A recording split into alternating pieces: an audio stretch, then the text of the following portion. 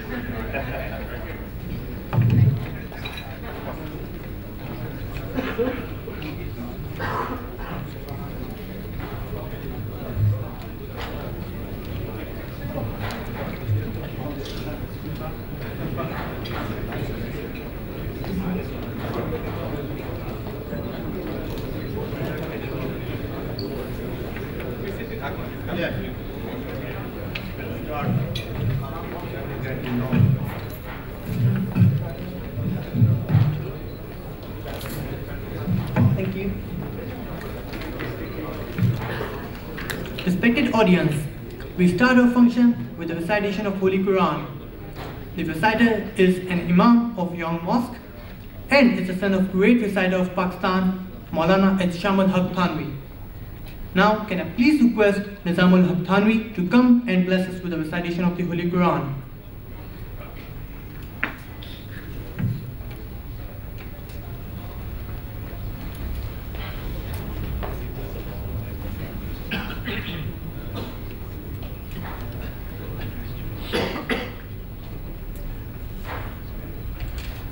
Assalamu alaikum wa rahmatullahi wa barakatuh.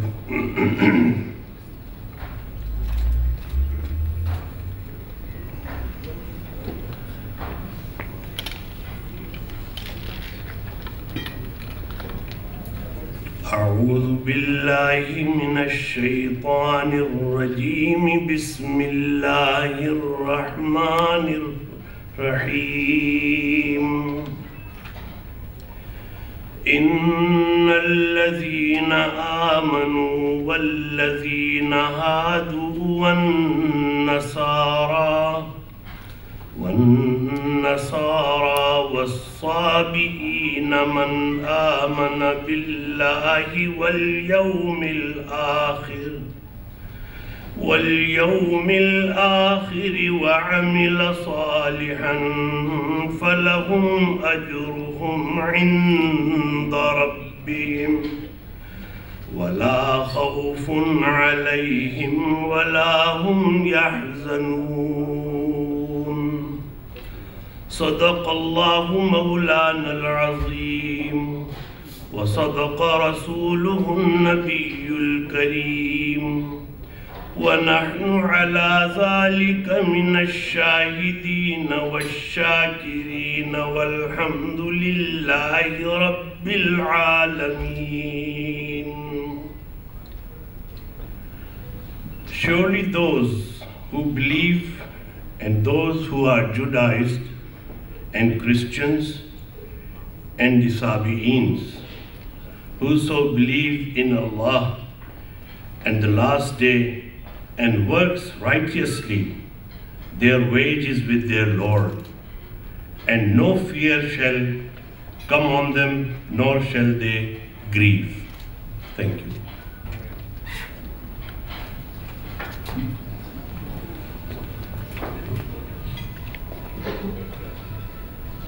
Thanks, Imam Sahib. Ladies and gentlemen, we acknowledge the presence of Honorable Chris Bowen, Australian Federal Minister for Immigration and Citizenship, Honorable Heyward, former Australian Prime Minister, Honorable Scott Morrison, Shadow Minister for Immigration and Citizenship, also representing Leader of Opposition, Honorable Tony Abbott, Dr. Farooq Sattar, Pakistan's Federal Minister for Overseas Pakistanis, His Excellency Peter Heyward, recently appointed High Commissioner of Australia to Pakistan.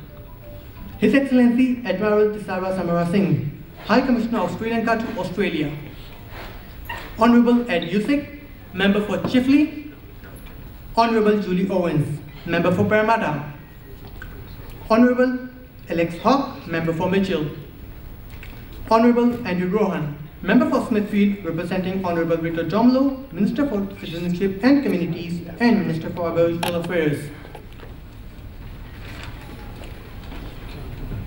Mr. Muhammad Azam, Consul General of Pakistan, also representing His Excellency Abdullah Malik, High Commissioner of Pakistan to Australia.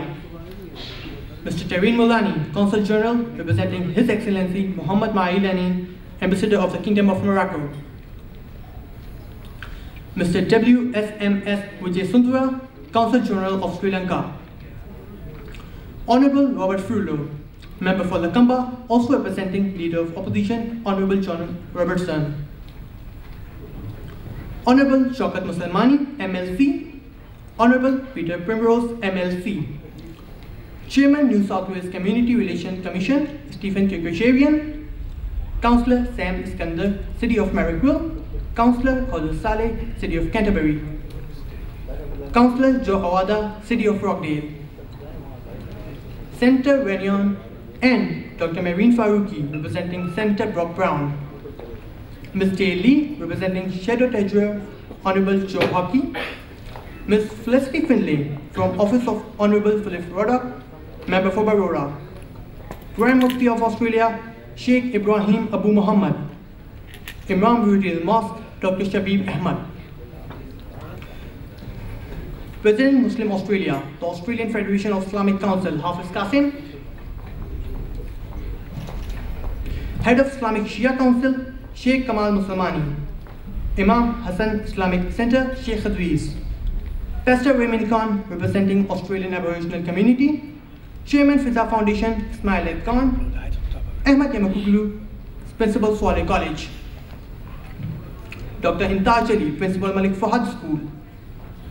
Ahmad Mokashar, Chairman Al-Zahra College.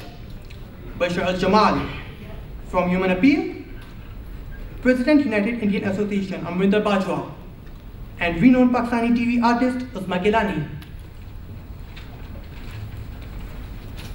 We receive apologies from Honorable Tony Berg, Minister for Sustainability, Environment, Water, Population and Communities.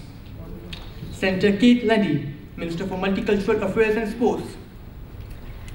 Honorable Graham Pahar, Chair of the Australia-Pakistan Parliamentary Group and Member for Motor. Honorable Malcolm Turnbull, Member for Wentworth. Honorable Barbara Perry, Member for Auburn. Tony Issa, Member for Granville.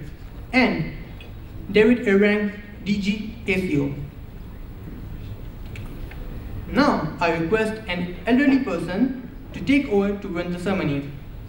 He is Master Degrees holder from University of New South Wales, University of Technology, Sydney.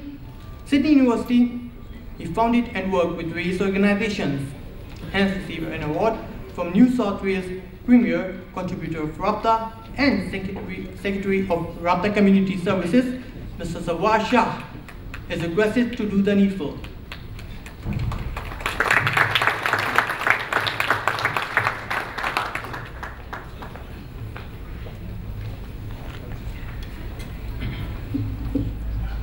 Thank you, Hamza. You are a smart little thing.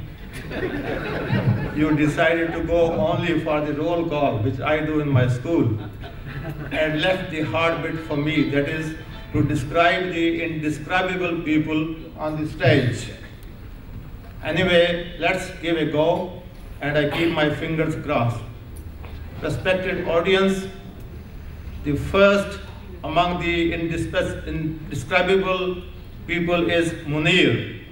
He is the chief captain of our crew. He is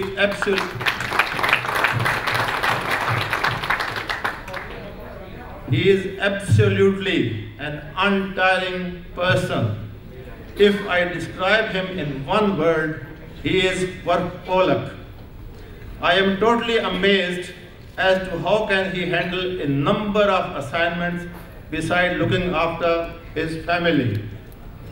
He is a busy husband with a pretty daughter, Mariam. He has also 3 fostered children. The eldest baby is 8-year-old called Sydney Forex.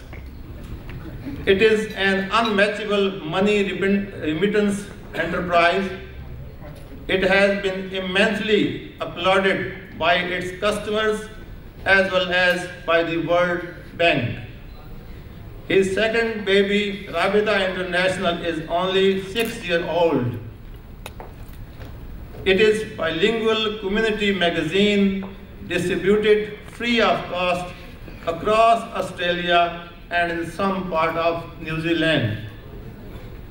Munir's third smart baby is a community organization only 6 months old. It has already sent a cash prize to a Pakistani boy, Musa Feroz. Musa, a Pakistani student, was called to Australia and was awarded a special award by the New South Wales government. Why? The brilliant student had competed in world maths competition against 5.5 million students from 52,805 schools of 231 countries. Ladies,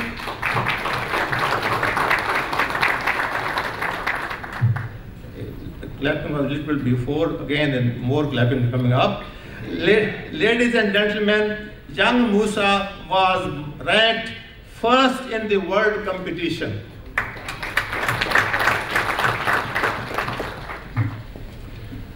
Before I call Munir to elaborate on his 3 kids, I have been directed to make 2 announcements. The first announcement is that it is a formal and a bit lengthy community ceremony. You are therefore requested not to disturb it by asking questions or running around to take photos each and every minute. Except the invited media, there will be, I hope, an open photo session with the dignitaries after the dinner. The second announcement was given to me, is more exciting. Respected ladies and gentlemen, as you all are aware that Pakistan had devastating flood in 2010.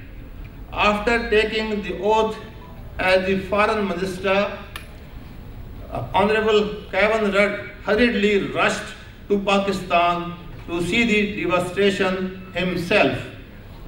Then and there, he announced another assistance of $40 million.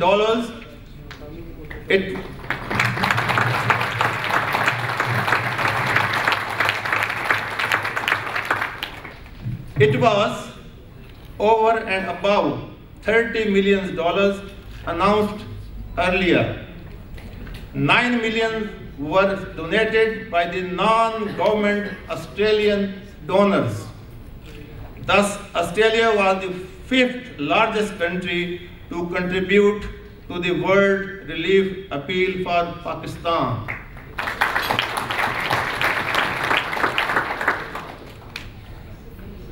From Pakistan, Kevin swiftly headed to the UN Flood Emergency Donors Conference and had made a passionate appeal for assistance to Pakistan. Hence, the entire ceremony of tonight has been dedicated to the theme consisting 3 words, which are "Thank you, Australia."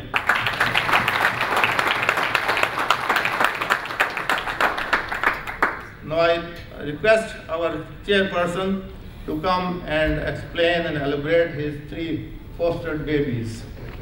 Thank you.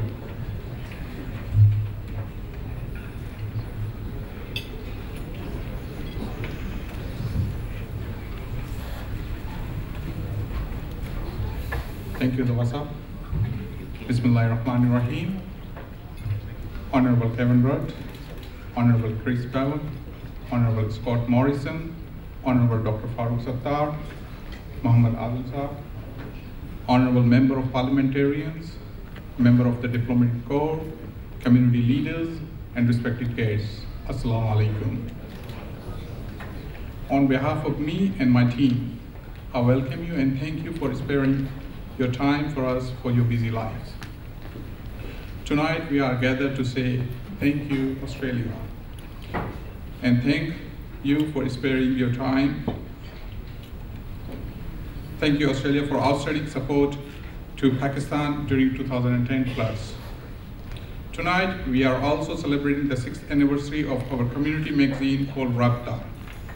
Your participation is a great honor and encouragement to us.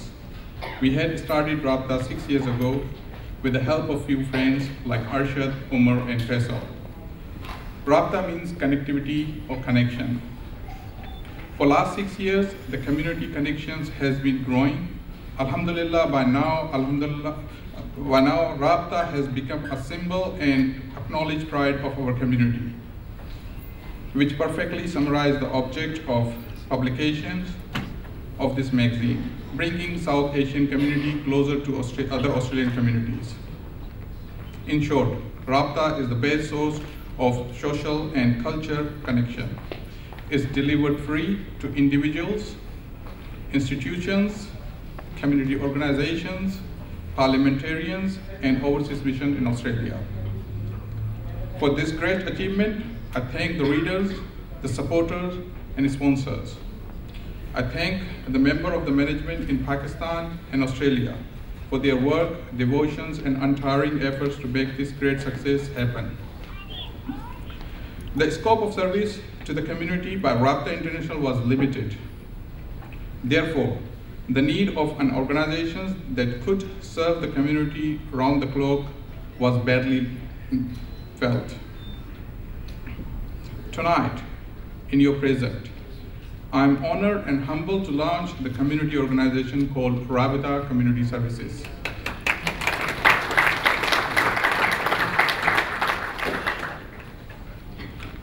Some of the most important objectives of the Rabitah Community Services are to increase inter and intra-community interaction in the wider Australian community, to introduce Pakistani language and culture to our youth, to award and recognize the high achievers in HSC, to recognize sporting activities for youth, to act as a bridge between the Australian and the people from the subcontinent, to assist the overseas student and new Australian residents, to raise the community issue with the Australian and Pakistani authorities. Last but not least, I'm thankful in particular for the sponsorship of Sydney Forex. Without their sponsorships, it would have been impossible to publish the community magazine regularly and on time. Sydney Forex is a rapidly growing organization. Sydney Forex started in 2004 from the scratch, but by now, alhamdulillah, it has a $75 million business turnover per annum. Recently, representative of the World Bank visited Sydney Forex office and recognized services provided to immigrants of Pakistan, India, and Bangladesh. Sydney Forex serves the community members by offering easy and rapid transaction of money to their countries. As MC mentioned, that Sydney Forex is the leading home remittance provider to Pakistan and now expanding its services to worldwide with the guaranteed best exchange rate. Without taking off your valuable time, I have the honor to introduce to you the following member of my team: Muhammad Ali, Iqbal Zaki, Zawad Shah, Farida Lakhani, Arshad Siddiqui, Umar Ghani, Sayyid Faisal Kaisar, Kafil Ahmed Khan, Kashif Siddiqui, Faisal Mehman, Muhammad Hamza, who just recently did the MC job. Very done. Thank you very much, Hamza. And my younger brother, Muhammad Imran. the management of the Rabitah and Sydney Forex wish you all a wonderful evening and a great time. Thank you.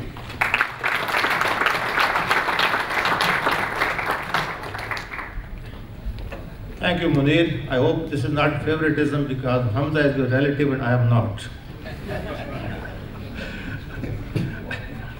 Our next speaker is Honorable Kevin Michael Rudd.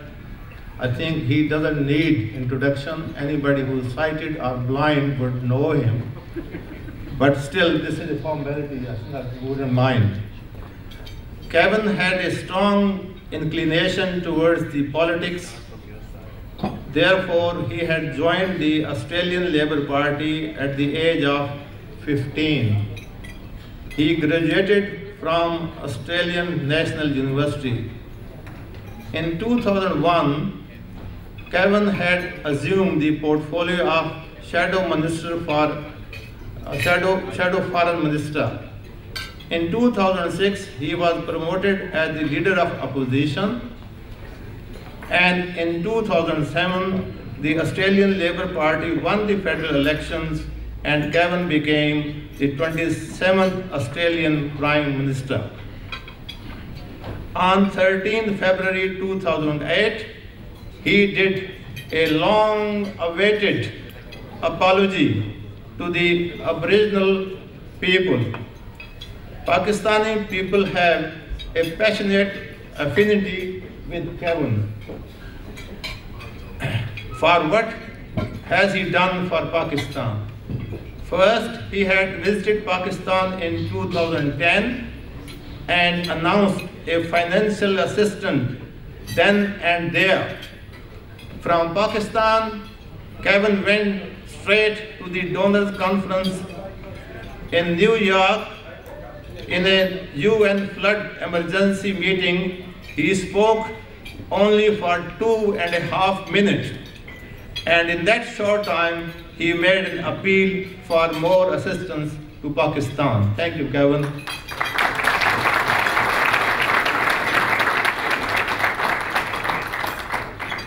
While in Pakistan, he met 180 Australian medical team.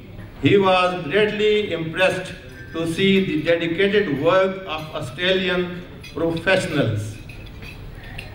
Kevin obviously got various titles, but one title he got from a Pakistani kid will always stay with him forever. At Fort Addu in Punjab, when the flood-stricken families found him that a white person had come from such a long distance to help them, a young boy over there screamed with love, "Chacha Rudd Zindabad."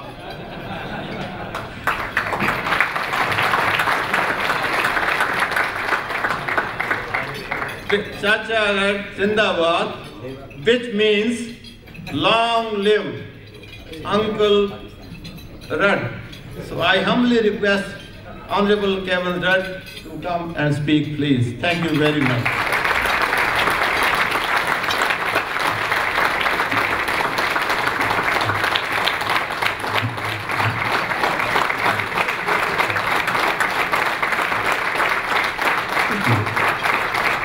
Please, everyone.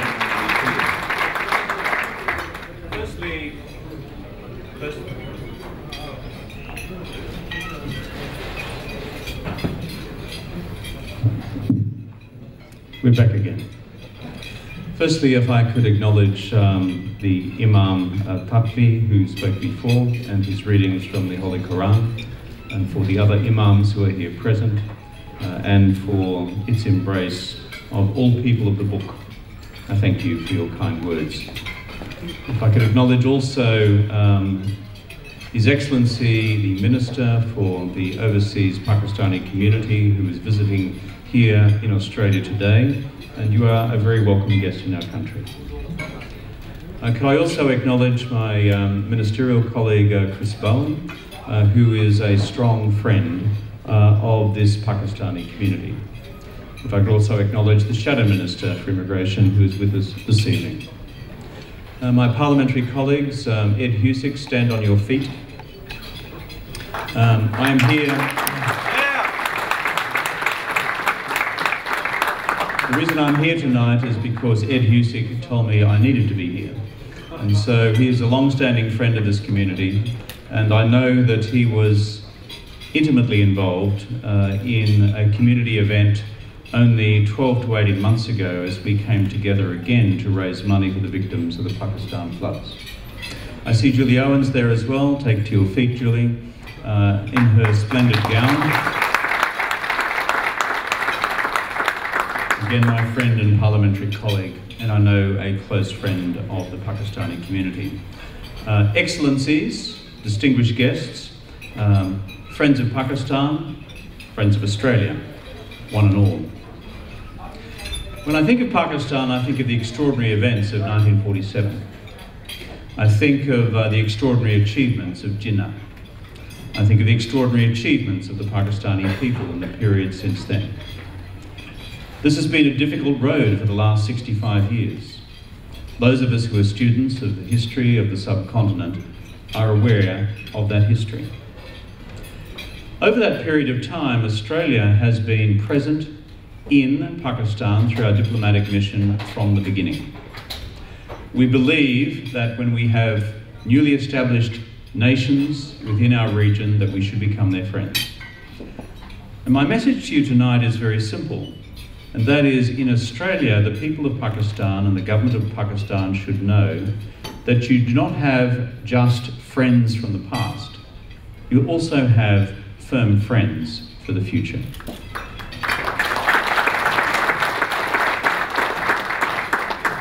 Mention was made of the floods before. I remember, as has been described, flying to the field hospital in the southern Punjab and spending quite some time with the 140 Australians who were there from our military and from the civilian medical teams, attending to the needs of some 11,000 to 12,000 people in that local community. I believe in that local community, their good work helped prevent an outbreak of large-scale communicable diseases which could have had a huge effect on the children of that community in particular. And I do remember the little kids. Those of us who are citizens of the world, those of us who belong to our common humanity, when we see the eyes of a child anywhere in the world, we are moved by compassion. And we have no alternative response but to act. And I'm proud of the fact that this country, Australia, became the 5th largest donor to Pakistan at the time of those floods. We did it with willing heart and open hands because the children of Pakistan did not deserve to suffer at the hands of nature. Beyond those floods, I'd like to remind you of one other thing. And that is, over the period that our government has been in office, we have engaged a much broader relationship with Pakistan in its economic development. In the period that we have been in office, these last 4 to 5 years, Australia's development assistance to Pakistan has doubled to nearly $100 million a year. Today, leaving floods aside, in terms of our regular development assistance, Australia is Pakistan's 5th largest development partner in the world, on everything. If you understand the order, it's the United States first, followed by the UK, followed by Japan, followed by Germany, and then comes Australia. That is what we feel towards the people of Pakistan.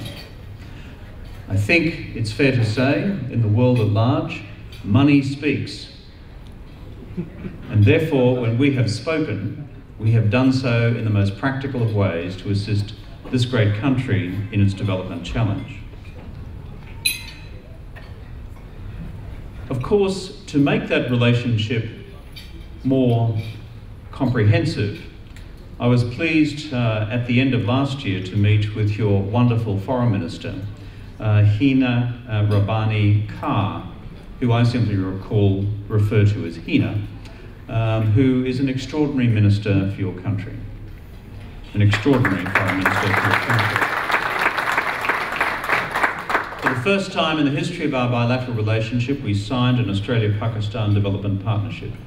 For the first time, this development partnership embraces the totality of what we do with Pakistan, in health, in education, and beyond that, in agriculture and in rural development, across the country, in Baluchistan and elsewhere, and of course, trade as well, and the broader formal economic relationship.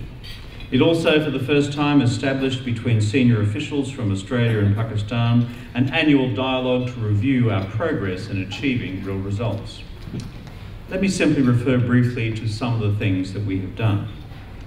In 2009-10 alone, we helped provide 3.5 million children in Pakistan with free textbooks. That's Australia at work. We also provided stipends to 320,000 girls in middle and secondary schools to enable them to attend those secondary schools. We've supported the training of more than 700 teachers through the Pakistani education system. In health, we have supported the government's national maternal, neonatal and child health program and training 9,000 midwives in Pakistan and deploying more than 3,000 of those into the field since 2008.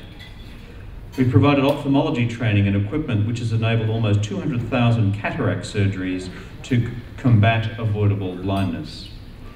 I simply say these things to make one point clear.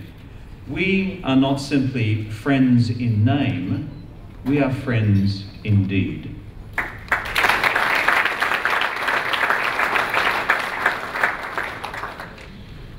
I've mentioned the floods, I will not go to them again. But as I saw the suffering on the ground, and again the floods in 2011, Australia was there again to support. For example, we have provided water and sanitation assistance in 2011 alone to 167,000 people. We've supported the World Food Programme to provide over 5,600 metric tonnes of wheat for emergency food relief. And also, through the Australian Red Cross and through the Pakistan Red Crescent, shelter for up to 12,000 people. We are all children of the book. We therefore believe in the importance of helping all the children of the book.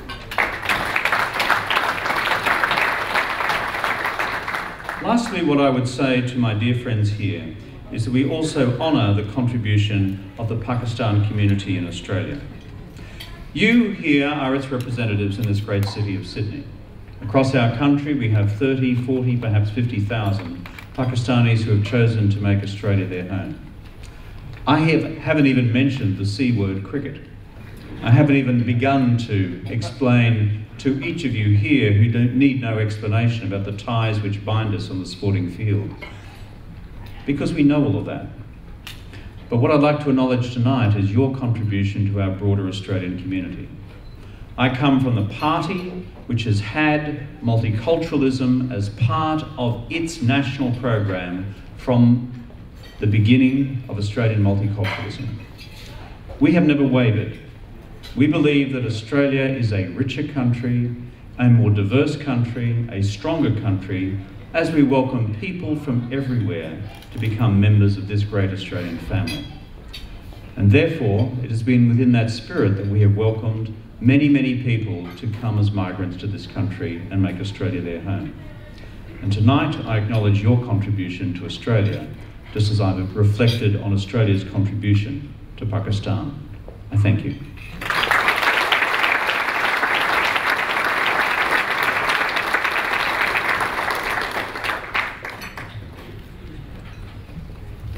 Thank you, Kevin. Thank you very much. Now, our next speaker is Honorable Chris Bowen. Again, he doesn't need any introduction, but I'm doing my duty. Honorable Chris Bowen graduated from the University of Sydney. He was elected to the Fairfield Council in 1995 and then mayor in 1998 and 1999. In 2004, Chris was elected as the member of Prospect. He was re-elected in 2007. In 2010, Chris was elected as the member of McMahon. In 2006, He held the portfolio of Shadow Assistant Treasurer. In 2007, he was appointed as Assistant Treasurer. In 2009, Chris was promoted to Cabinet as the Minister for Financial Services. In September 2010, he was appointed as the Minister for Immigration and Citizenship.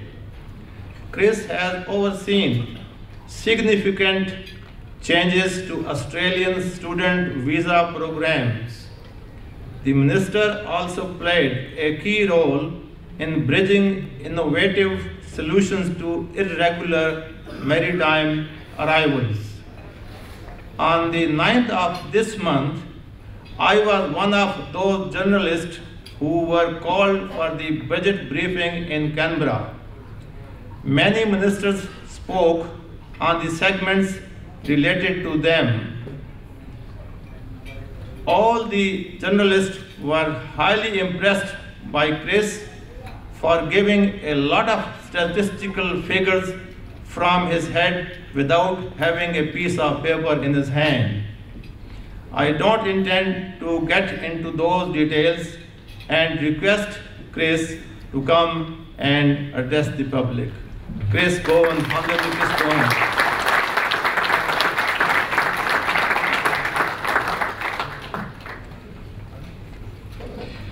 Assalamu alaikum. Kahush Amded.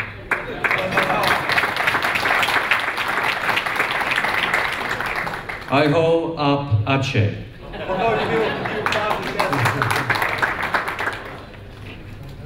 Distinguished guests, my parliamentary colleagues, former Prime Minister Rudd, my Shadow Minister Scott Morrison, my friends Ed Husick and the local member Julie Owens, state members Rob Farolo and Shauket Musamani, imams, one and all, members of the diplomatic corps, ladies and gentlemen, most particularly our visiting minister, Minister Sattar. I was very pleased to welcome Minister Sattar to my Fairfield West office this morning for a meeting about matters of common interest.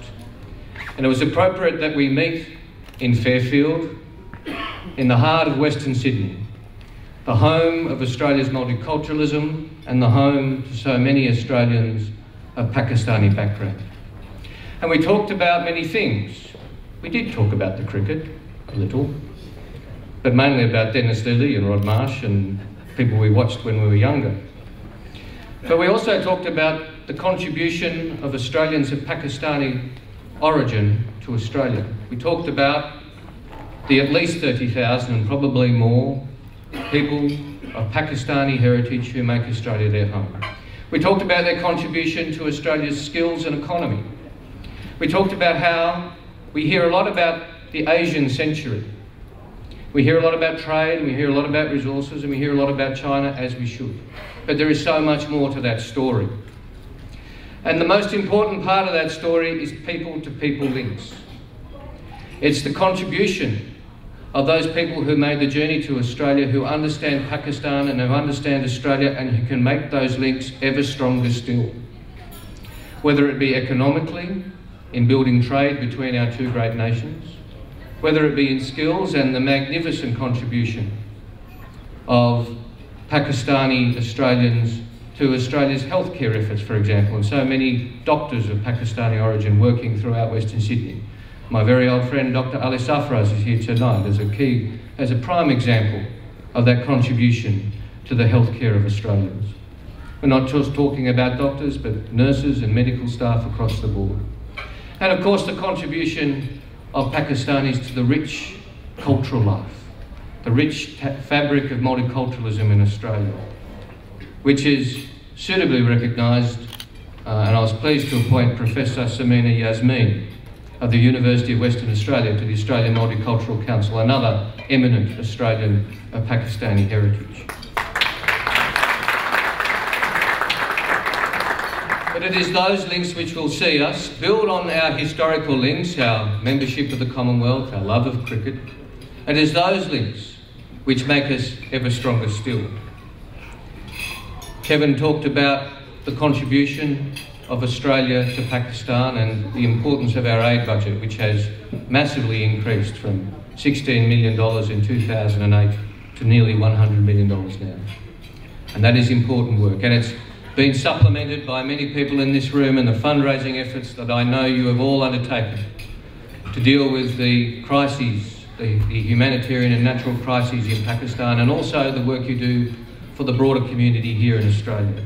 It is those links which make us ever stronger and which will make our links ever stronger and will continue to be so. And I'm particularly pleased and proud in relation to students coming to study in Australia. And you can all be proud of the fact that Pakistan alone is the largest and fastest growing market for international students to come and study in Australia.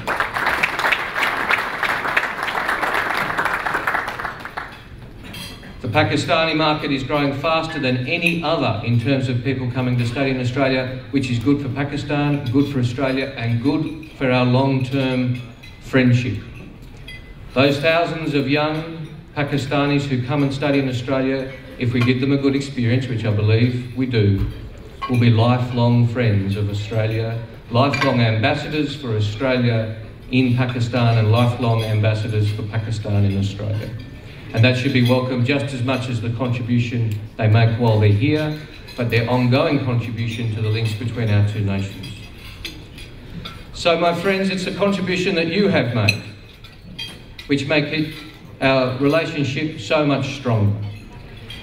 If I could use an example, we will always have cricket in common. And while Australia and Pakistan are playing, we'll all be the winners. But the contribution of Usman Khawaja means that our links are greater ever still. It's that people-to-people link, which take the initial link that we have had over many years and which make it stronger and brighter, and which give it a stronger and brighter future, thanks to you, thanks to the contribution of the Pakistani-Australian community, which I know will continue for many years to come. Thank you for having me here tonight.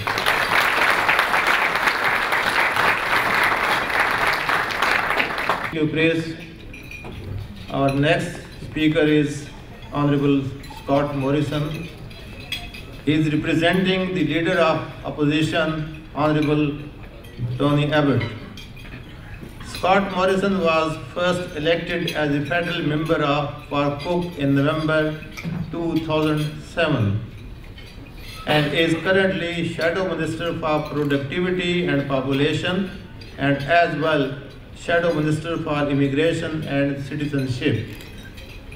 Scott first joined the coalition front bench in September 2008 and has also held the Shadow Ministerial post for Infrastructure, Housing and Local Government. Scott has been a member of Shadow Cabinet since December 2009. Prior to entering politics, Scott worked as CEO and senior executive in various industry bodies and government agencies, including Managing Director of Tourism Australia, State Director of the Liberal Party, and Research Manager for the Property Council of Australia. Scott holds an honorary degree in Applied Economic Geography from the University of New South Wales. Now, before I ask the Honourable to come and speak, I should let you know, respected audience, that I am a professional teacher, taught about 45 years, and I can see in which corner my students are talking, and I can see them now. I request Scott to come and make the speech, and now those people are listening to you.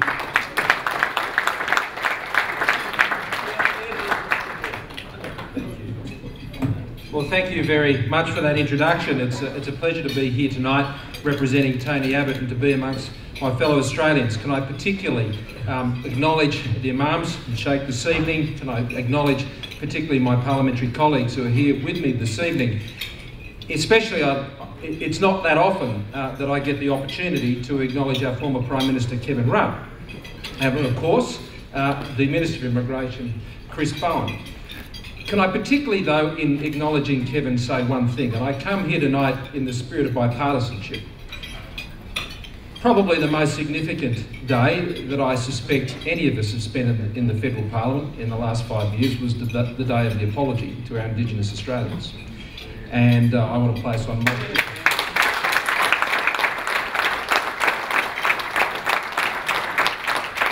And here tonight, I think it's fitting to acknowledge Kevin's leadership in offering that apology on behalf of all of us in the Parliament on that day. But it's also fitting to acknowledge Kevin tonight in terms of his championship of foreign aid for Australia, not just Pakistan, but for the world, in his role both as Minister for Foreign Affairs and as Prime Minister. And this isn't the first time I've made this acknowledgement, because in fact I made it in my maiden speech to the Parliament. Kevin has been a strong and passionate advocate for foreign aid. It's something that is shared by many across the Parliament, of which I am also one. And I also want to acknowledge that great work that he did, particularly on behalf of all Australians, on behalf of the Australian Parliament and on behalf of the Australian Government, in reaching out to Pakistan in their great time of need and expressing not just the sentiment, but as he said, the deed of reaching out our hand of support and of friendship and of prayerful interest. And so to you, Kevin, congratulations. To Dr. Sattar, it's wonderful to have you here in our country, and I'm pleased you've had the opportunity to sample what to those of us who live in Sydney think's the best of the country here in Sydney, and I'm sure you've enjoyed your stay, and I bid you a safe return when you return home. Tonight I just wanted to make a couple of quick comments, because in my first citizenship ceremony I ever attended, and this is particularly for the interest of the table up the back, a state member of Parliament who'd been a member of Parliament for quite a period of time got up at the citizenship ceremony and said, when you become an Australian citizen, there is one thing you get to do that you couldn't do before, and that is vote. Now, at that ceremony, I think there was about 12 members of Parliament giving speeches, and he said, well, you should vote for the person who gives the shortest speech, and he sat down. But tonight I did want to express particularly my appreciation for the contribution that has been made of those of Pakistani origin here in Australia, as Australians. Because what we do with our immigration program, whether it is the Labor Party in power or the Liberal Party in power, is it is the job of that program to build great citizens, because a country is as great only as its citizens. And I want to commend particularly Rabitah on their achievements here tonight as we celebrate their 6th year. And organisations such as this, connecting people, reaching out in their community, connecting them with other Australians, connecting them with the broader world, connecting them with the national policy issues and other issues that work through their community and enable them to become the great citizens they have in this country, is what organisations like Rabitah are all about. And I think it's fitting that we acknowledge them this evening. Our immigration program is not a welfare program, it's a nation-building program. And that nation-building is on display here this evening.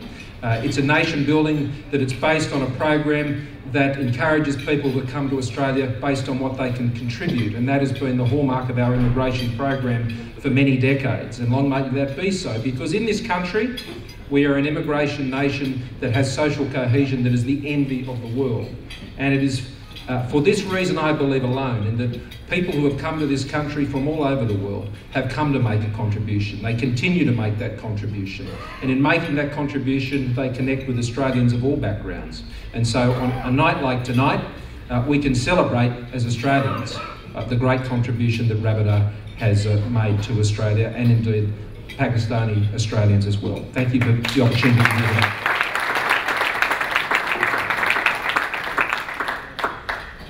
Thank you very much, Scott, for complimentary comments.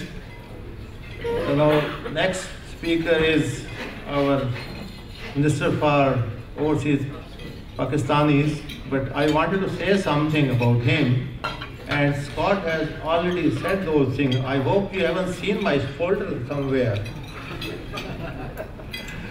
Okay. Dr. Muhammad Farooq Sattar is the Federal Minister for Overseas Pakistanis since 1st February 2009. He is also a senior member of MQM Coordination Committee. Dr. Sattar is Deputy Convener and Parliamentary Leader of MQM. In 2008, he was elected the member of Pakistani National Assembly with a margin of 30,000 votes.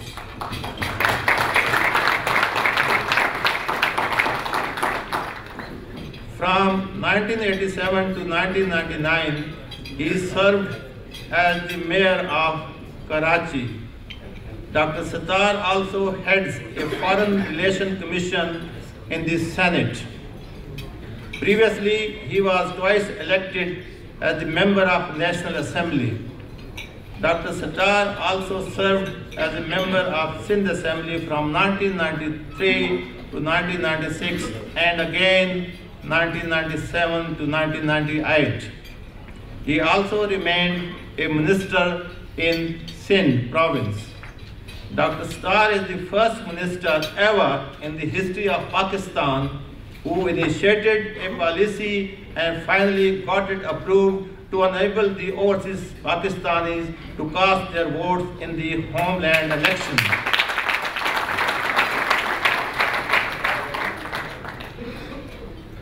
I believe another policy is in the pipeline to enable the overseas Pakistanis to contest the election in Pakistan. I don't want to tread on his feet and let you know the highlights of his ministry direct from himself. Minister for Overseas Pakistani, Dr. Muhammad Farooq Sattar.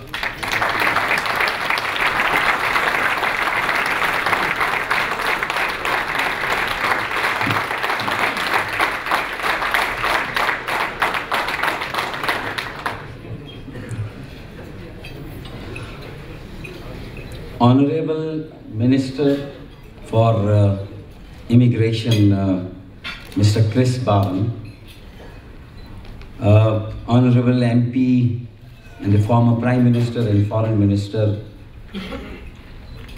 Mr. Kevin Rudd, or Chacha Rudd, as has been acknowledged by all those who are present here. This does not mean that inherently when they call you Chacha, Chris Bowen and Scott Morrison becomes our nephew. They are your contemporaries. They are of your age. They are also, if you are Chacha, then they are also Chachas. they should not, it should not go by default. If you are called uncle, then they should begin to act like nephews. So it's not like that. So, Honorable Scott Morrison, and I acknowledge the presence of MP Ed Yuzik and Julia Owens, distinguished guests, dignitaries, ladies and gentlemen, Assalamu alaikum, Sar Sarikal, and a very good evening to you all. I am immensely pleased and greatly delighted to be here amongst my constituents, because I am the only minister who has his constituency out of Pakistan. So all the more reason for my being here and amongst you, a matter of pride for me, and the two reasons for which I am here. The first one, that I have come to ask from you about your well-being, that how are you doing in Australia? How is the Pakistani diaspora contributing into the mainstream of this land where rising of the sun, in fact, the rising of the sun starts from this land. And how important this land is for us in Pakistan when we begin to break the shackles of ad hocism, feudalism, and tribalism in Pakistan, and a policy of not only looking towards West, but a policy of look East, so that policy has to start from Australia. And in this era where there is so much of chaos, uncertainty, people don't even bother to ask about the well-being of each other. So my coming over here to ask about your well-being is like, I would like to say a verse in Urdu that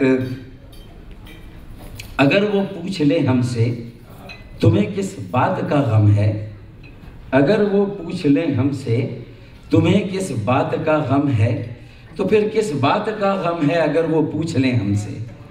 I've come with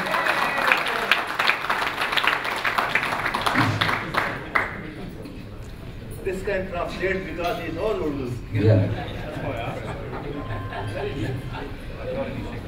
So, and since this is a very enlightened audience of two important Commonwealth countries, Australia and Pakistan, I know that the tone and the expression of my speech has to be, but I would still like to ask from you that you watch Pakistani channels, and there are ads of different telecommunication companies. The policy of Telenor is that of talk shop, बातों शातों में बात की जाए, हाँ? Talk shop में. So would you like to hear something in the policy of talk shop, or it has to be in the policy of zong? Sab keh do, tell all, don't keep anything with you. I would like to have a response from the audience that should it be a talk shop policy or should it be a zong policy? Zabane khalq naqara khuda samjho. So I would go accordingly. And Kevin Rudd talked about a miracle that took place 65 years ago in 1947. The Quaid-e-Azam Muhammad Ali Jinnah's moderate, modern, welfare, democratic state of Pakistan came into being. It made wonders up till the decade of 60s. And I could easily remember from my childhood that Pakistan was the number 2 nation in terms of its economic and social development after Japan. Malaysia, South Korea, China, India, and what to talk of Philippines, Thailand, and Chepiddi ka shorba, very now tiny countries like small countries like Vietnam and Bangladesh, who used to be from 5 to 25 years behind Pakistan, now most of these countries are 5 to 25 years ahead of Pakistan. And this story of turnabout is only 30 years old. This change has come about only in last 30 years or 3 decades. Something has seriously gone wrong in my motherland, in our homeland called Pakistan. I have come here with a different and a fresh look onto the role of the overseas Pakistanis in reincarnating and re-engineering a real modern, moderate, civilized, welfare, democratic state of Quaid-e-Azam Muhammad Ali Jinnah back onto the map of this world. In 1947, it was only a question of founding a state called Pakistan. Down the road, 65 years in 2015, 2012, it's a question of the survival and integrity of Pakistan. It's the question of a remaking of Pakistan. Then Quaid-e-Azam Muhammad Ali Jinnah employed the youth and women in the political movement that brought Pakistan into being. I see that if Pakistan has to be saved today, if Pakistan has to survive, if Pakistan has to go into the 21st century as a honorable, a responsible nation in the International Committee of Nations, then the role of overseas Pakistanis, not only in the political and democratic development of Pakistan, but the overseas Pakistanis have a pivotal and absolutely essential role in the economic growth and development of Pakistan and the social growth and development of Pakistan. Without discarding the role of overseas Pakistanis, I don't see that Pakistan is going to make anywhere into the 21st century. So I have come to win the confidence of my Pakistanis and use their potential as roaming ambassadors of Pakistan, whether they are in Australia, they are in USA, the diaspora is in Canada, or the diaspora is in Europe, or they are into the blue jobs in United Arab Emirates or wherever they are. So I see a big potential, and without exploiting this potential, I don't see. And the real independence and sovereignty and freedom of a country in today's era of political economy, where economy dictates politics and not the other way around.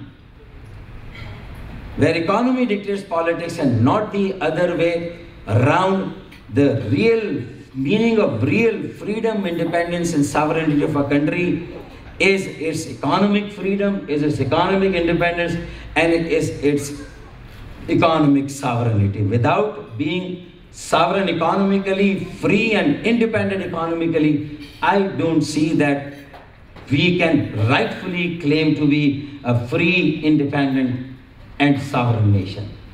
So economy has the challenges that the economy of Pakistan is faced with have to be addressed on a war footing basis.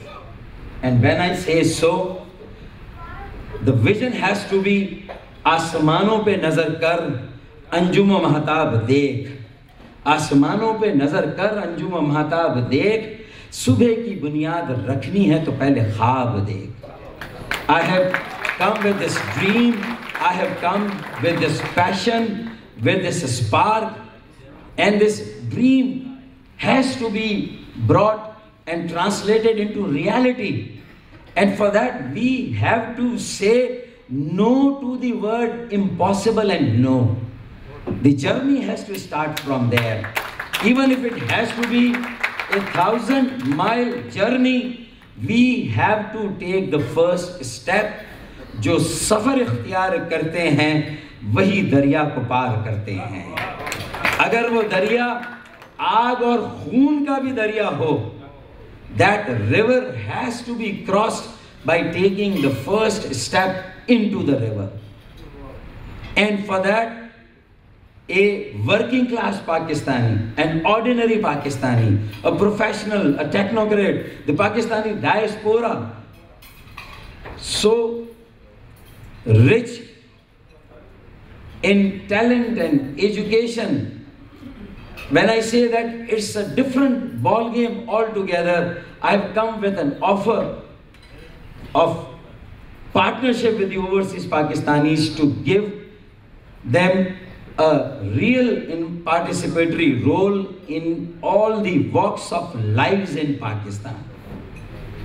That means, to begin with, that it's not that money only that I want as an investment to be invested in Pakistan. It's not only that they buy properties there.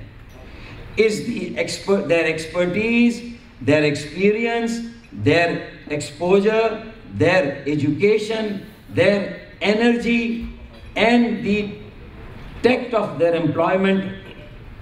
This has to be brought back into Pakistan.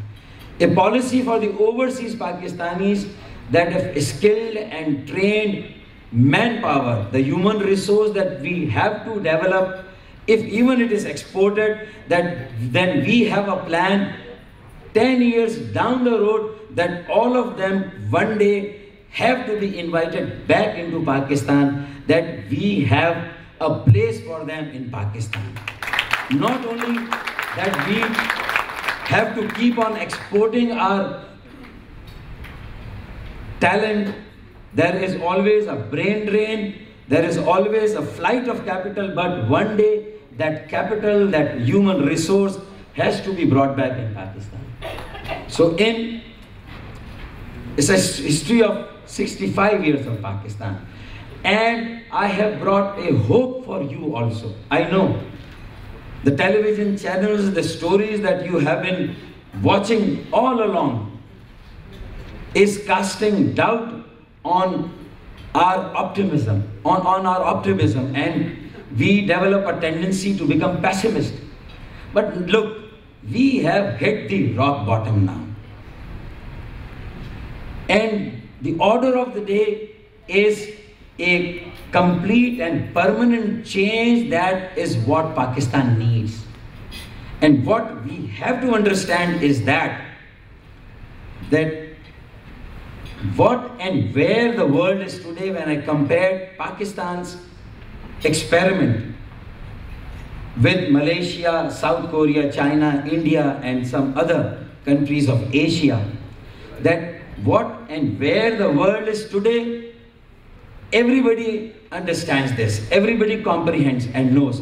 But the answer to the question that has to be found is that how and why the world where it is today is, where the world is today, why and how the world is where it is today, we have to find an answer to this question. We know enough of where the world is today, we know enough of what the world is today, but we have to know why and how the world is where it is today. That 40 years ago, on the land of opportunity like USA, land of opportunity like we also used to call Pakistan a land of opportunity, which unfortunately has fallen to the greed of land of opportunities. The 2% ruling elite, the feudal lords, the tribal lords, the unbridled, the capitalists who believe in unbridled capitalism. So the call for the day is social justice, economic justice. Change is the name of the game.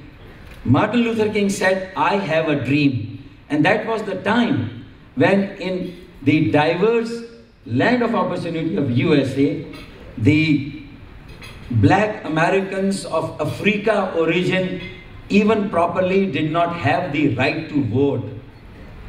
And 40 years down the road, that land of opportunity and diversity, because life has never offered anyone a guarantee or a warranty.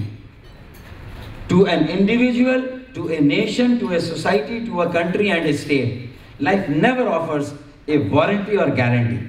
Life only offers opportunity and possibility, and we have to explore those possibilities and opportunities. We have to explore those opportunities and possibilities. So when the opportunity and possibility was explored in USA, I have a dream was converted into reality when another black American of Africa origin, Obama, gave a hope to that nation by saying that change is the name of the game, and yes, we can do it. No Messiah is going to come from the sky. No prophets are going to come from sky. We have to do it on our own. अपने हाथों में लिए शम्मे यकीन आएंगे. अपने हाथों में लिए शम्मे यकीन आएंगे. अब पैगंबर नहीं आएंगे, हम ही आएंगे. हमें ही आना है. And this is, और फिर sky is the limit. No looking back. Once you have the kind of the confidence that change is the name of the game, and yes, we can do it. If a black American of Africa origin is now sitting in the echelons of power in USA, in the seat of power of the whitest White House of USA, a black American in the whitest White House. So why the black Pakistanis of the peasant and the farmer and the laborer and the ordinary educated unemployed youth, the blacks of Pakistan cannot sit in the seat of power in the White Houses of Pakistan? Why? An ordinary man in Pakistan cannot make it to the echelons of power. Change is the name of the game. Yes, we can do it. That is the confidence which is required. And I have come to share this vision and this confidence with you. One example, two examples, and I would conclude that long before the country of Australia was able to exploit the riches of Western Australia, I know that mining sector is the leading reason for the boom in economy in Australia. Balochistan's potential is of no less value than the mining potential of Western Australia. I can bet on it. If proper autonomy is given to the provinces in Pakistan, the fiscal and the financial autonomy is to be given to the provinces of Pakistan. The operations of ports has to be given to the provinces of Pakistan. And a new a new social contract has to be signed amongst the diversities of the diverse Pakistan. I can bet on it. In 10 years' time, Pakistan can make it to again a number 2 progress making and developing country after Japan in the continent of Asia, I think. Balochistan is like Western Australia. We have to exploit and explore the potential of the riches that we have. And for that we need a political will. A political will to win the hearts of the people back into the mainstream of Pakistan. जिनके आंगन में अमीरी का शजर लगता है, जिनके आंगन में अमीरी का शजर लगता है, उनका हर ऐब भी ज़माने को हुनर लगता है. उनका हर ऐब ज़माने को हुनर लगता है. This is the truth. And finally, I have to say that this story started from Newton's apple. How important is education in today's world? Along knowledge-based economy, knowledge-backed economy, education-based and backed economy, energy-backed and based economy. How important is that? That an apple fell into the lap of Newton. He did not immediately start. He did not took that apple in his hand and started to eat that apple. He did not grab it into his jaws. He applied a thinking into that.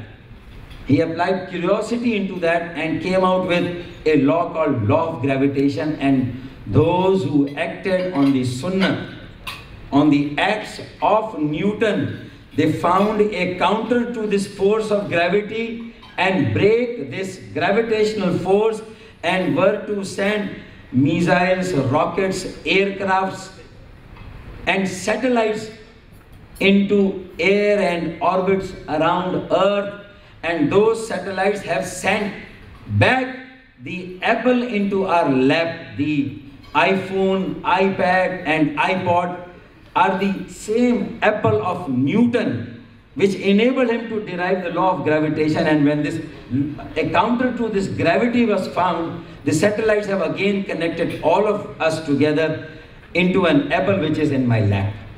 The same apple has fallen again into my lap. But the story of Pakistan was somewhat different from the story of Newton. The 2% ruling elite, privileged elite of Pakistan, did not wonder why the apple of Pakistan fell into their lap. They just grab it, put it into their jaws and began to eat it unstopped, unabatedly, and for the last 65 years, now the only inner core of that apple is left.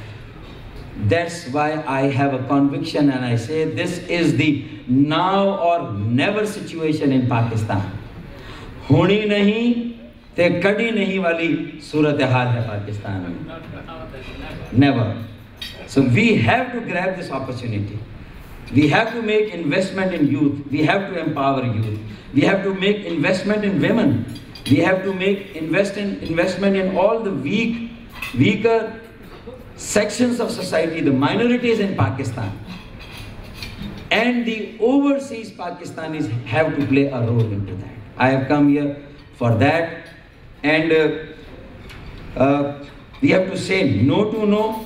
That ये कहते हैं कि एक गंदी मछली सारे तालाब को गंदा करती, but I have a conviction that एक अच्छी मछली भी सारे तालाब को अच्छा करती. This is my conviction. This is my belief. I'm not going into. And one last example of the macroeconomy has improved, but it has to have a trickle down effect. The microeconomy, that really counts. The bringing back of the marginalized section of the people of Pakistan into the process of economy. 20 years ago, when cell phone or mobile phone technology was introduced in Pakistan, I can recall that the user cell phone charges were from rupees 8 to 12 per minute. And yes, Pakistan has made an advancement. There are 100 million cell phone users out of a population of 180 million in Pakistan. A sweeper has a cell phone. A maid, a servant working in a house has a cell phone in Pakistan. And every youth in Pakistan has a cell phone. And because they are deprived of opportunity, the packages which are available at night, which they are freely using, has actually changed the vision of Allama Iqbal, who used to say in one of his verses that zara nam ho to ye matti badi zarkhez hai. And then he went on to say that mohabbat mujhe un jawanon se hai sitaron pe jo dalte hain kaman. But what I am witnessing today with this free packages and a paradox in my economy, not comparable with any economy in the world, that user cell phone charges have come down to 50 paisa or 8 ana per minute from what it used to be 20 years ago, 8 to 12 rupee per minute. And a common man's bread, tandoori roti, which was available then at 8 ana or 50 paisa per roti, per bread, its price has escalated to 8 rupees per roti. This is the paradox. Cell phone is 50 paisa per minute and tandoori roti is 8 rupees per roti. This is the paradox. This is the polarization of different commodities, one being an essential commodity, the other being a non-essential commodity. But what I'm trying to say, that there is something fundamentally wrong. Every taxable income has to be taxed in Pakistan. the tax base of direct tax has to be expanded and broadened. This is how the real change will come about. And the rate of the tax also has to be brought down. I know some of the problems of the overseas Pakistanis, that machine readable, let me conclude my, that Zong or the the cell phone packages, full night packages. Allama Iqbal would say, मोहब्बत मुझे उन जवानों से है सितारों पे जो डालते हैं कमन. Now unfortunately this verse has turned out to be, अब उस सितारों पे कमन नहीं डाल रहे, बल्कि because they are deprived of opportunity. अब they are, अब वो सितारों पे कमन डालने की बजाय सितारा पे कमन डाल रहे हैं. एक सितारा कॉलेज में है, दूसरी सितारा मोहल्ले में है. Now this is, so we have to break the shackles of ad hocism, feudalism and tribalism in Pakistan, and have to bring ordinary man into the representative forums in Pakistan. Ek aakhri baat, the last word, that any candidate for the provincial legislature or a national legislature, if he is spending 20 million to 40 million rupees in contesting election for his own candidature, then the first thing and the first point which is of his interest when he returns successful is how to recover this investment which he has made into his election. And from there begins an unending journey of corruption. So we have to, that vote and note has to go together. That ordinary people, voter of Pakistan, have to finance and fund the election of a working class and a middle class Pakistani into the Senate, National Assembly and the 4 provincial legislatures of Pakistan. This is what the people of Pakistan has to do, and we have to spread a word of mouth. And this word of mouth will bring and result into a sea change in the mindset that operates and exists in Pakistan. And this is what needs to be changed. The final analogy or the maxim that I have to, or axiom that I have to say, that there is a psychological barrier that this is impossible. We can't do it.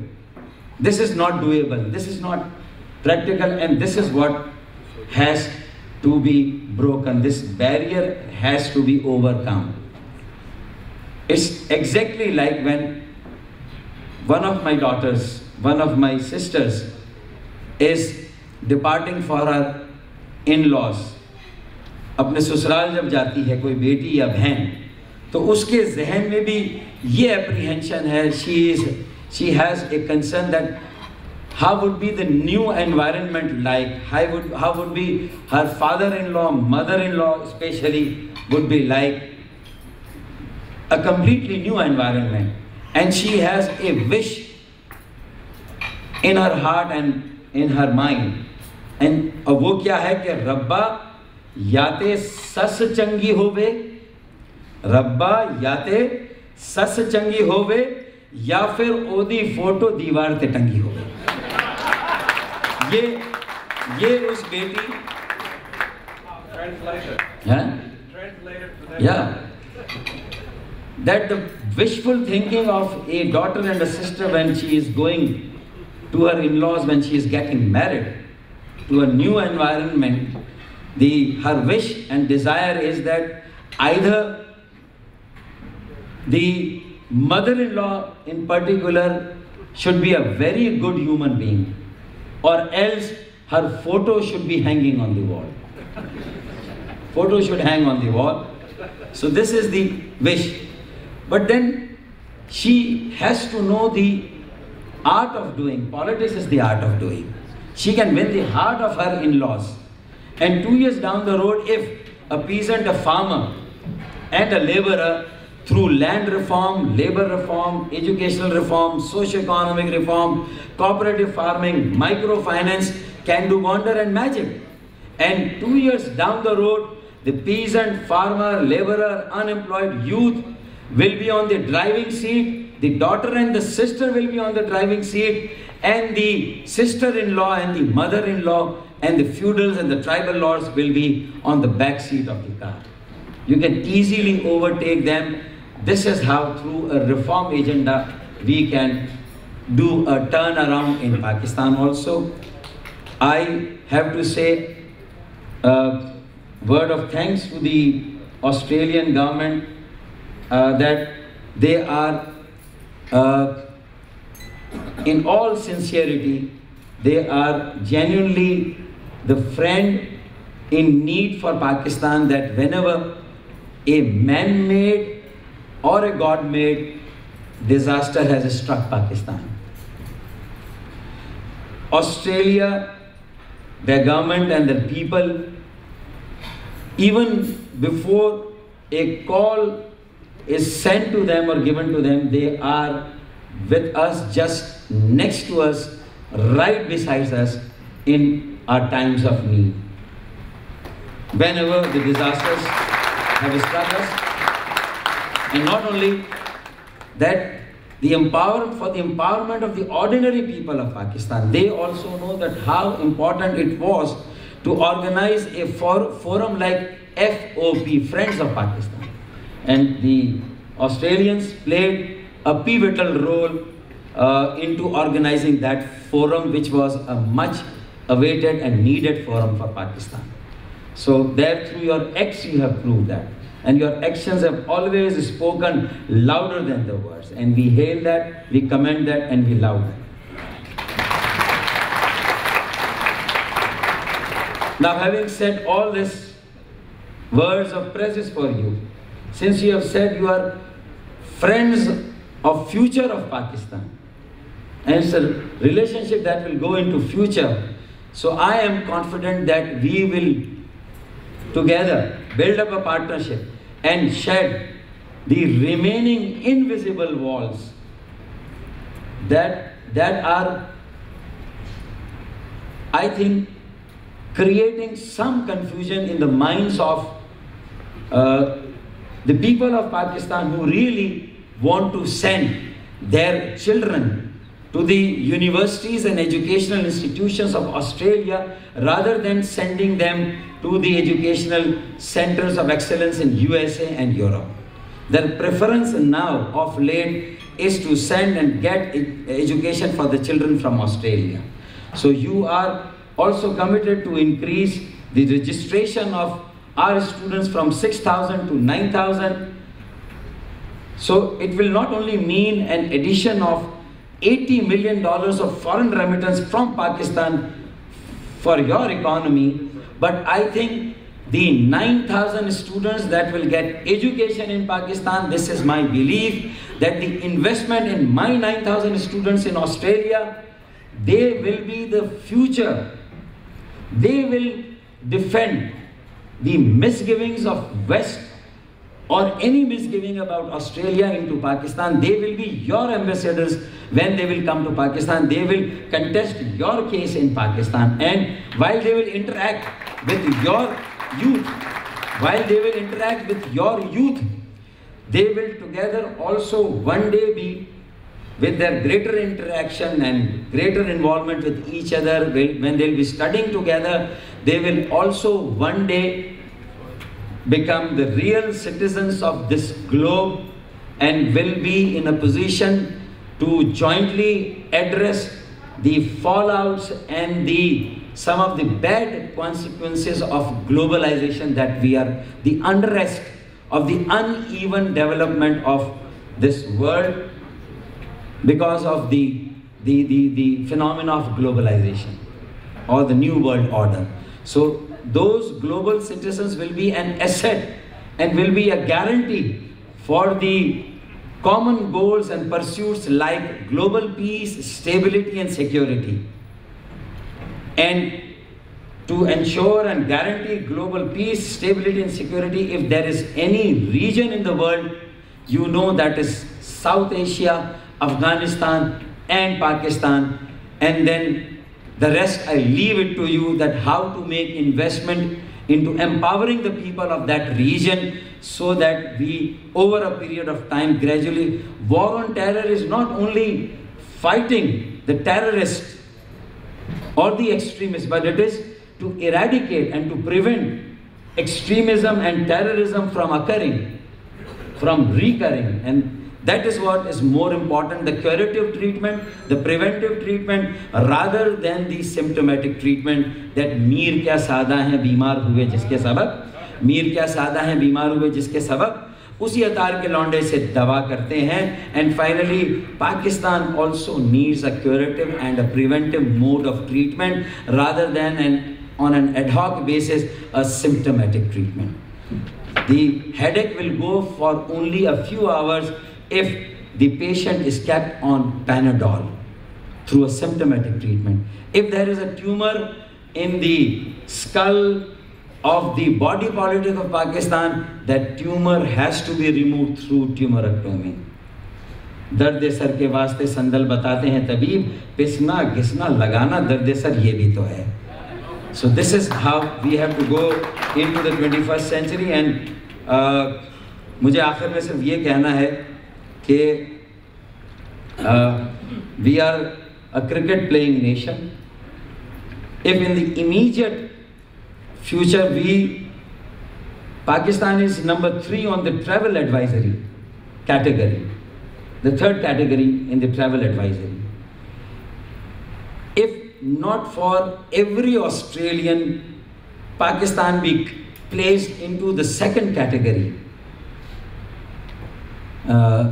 so that the Australians also begin to, the investors jointly, I have come here to offer a partnership to the Pakistani diaspora in Australia and to the potential Australian investors who are looking for an opportunity in Pakistan. There is an ample opportunity there in education sector, in energy sector and in agriculture sector. I tell you that we can bring a revolution in that part of the world.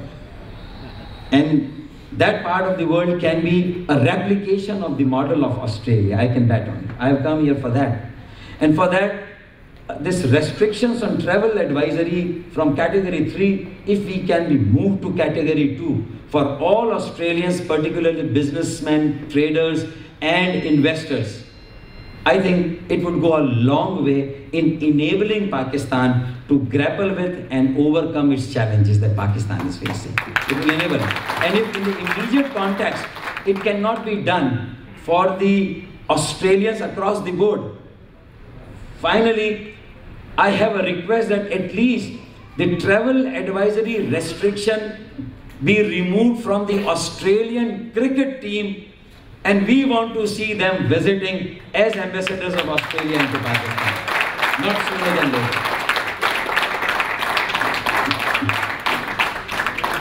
I knew it that the only minister that Mr. Kevin Rudd knew before I took off on the podium, that Hina Rabbani Khar was mentioned as an extraordinary minister.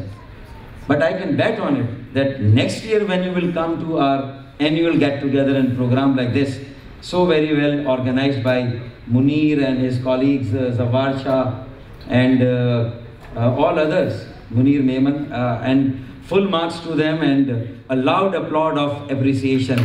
Join your hands for them also. So next year when you will come, you will not only mention Hina Rabbani Khar, but you will say that you know another minister also.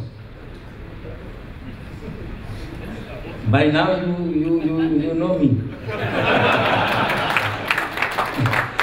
And next year there will be, you will say that I know 2 ministers who are extraordinary in Pakistan and are very impressive, but this is not my purpose to come. I have to convince you and I have to shed these invisible walls of travel advisory, and I know and I acknowledge and we all appreciate the open and non-discriminatory immigration policy of Australia, their people and their government. We respect, we have a regard for that.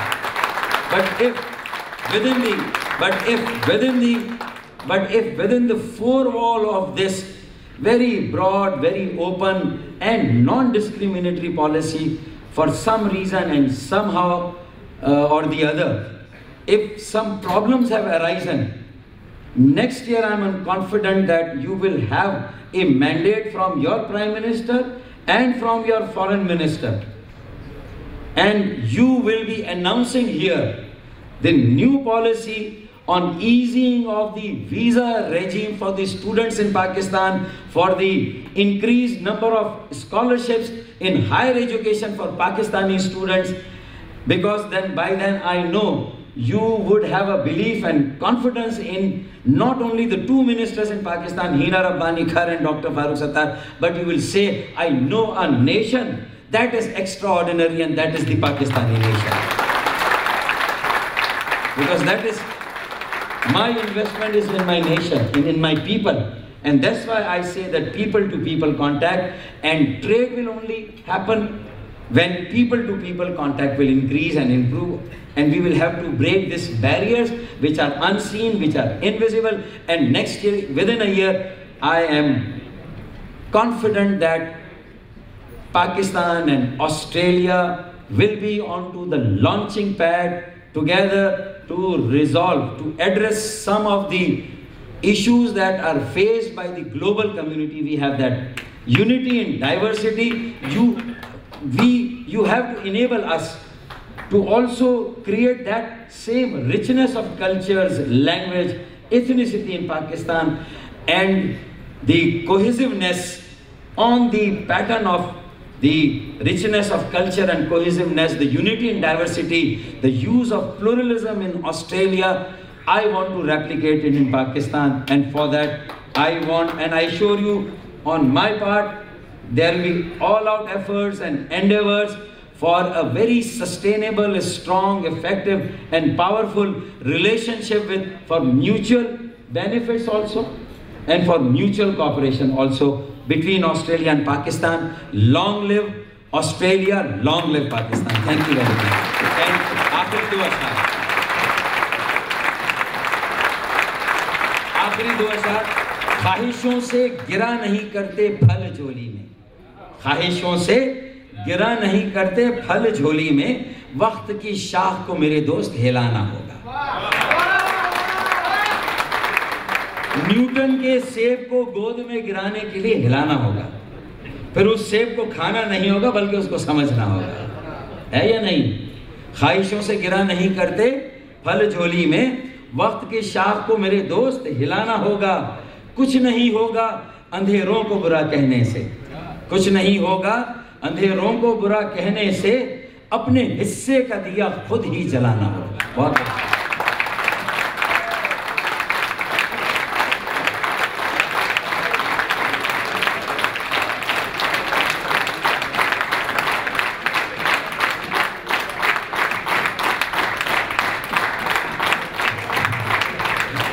Thank you very much, Minister. You have very successfully hammered the thought in our brain into languages, and we assure you that we will remember them and act upon them. Now at the end, I request the President of RCS to come and wind up the whole process. Believe me, he is winding up.